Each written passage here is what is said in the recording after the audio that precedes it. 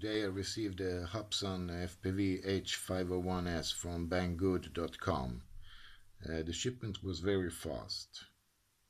That was the good about it. But when unpacking the drone, and many people just unpack the drone and charge the battery and then they go out and fly without checking the motors. So these are brushless motors. And you need to check the motors before flying to see that the motors are okay. And how do you do that? Yeah, you do it like this.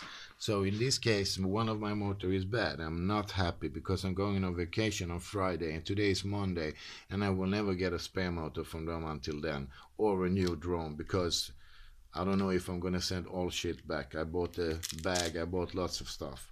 So the product quality from the Hubsan factory is really bad.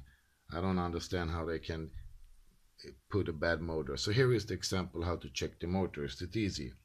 Here you have a good motor, so listen to the sound, okay? Next good motor. This is a sound how it should sound like when it's okay and a good motor. And now we come to the bad motor.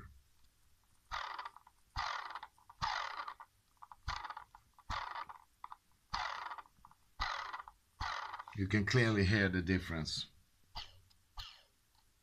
from a good motor and an unbalanced bad motor. So this drone I cannot fly. So what happens if you fly a drone like this? Yeah, you can fly it, but when the motor goes bad, it will take me about a month or some week. Then it will fall down and crash into 1,000 pieces. And then you will not get any guarantee from the Hubsan. So the Hubsan quality control in the factory is bad. How can they miss a bad motor? How can they assemble a drone like this and put this motor on and ship it? I am not happy. So let's see what Banggood will do for me now.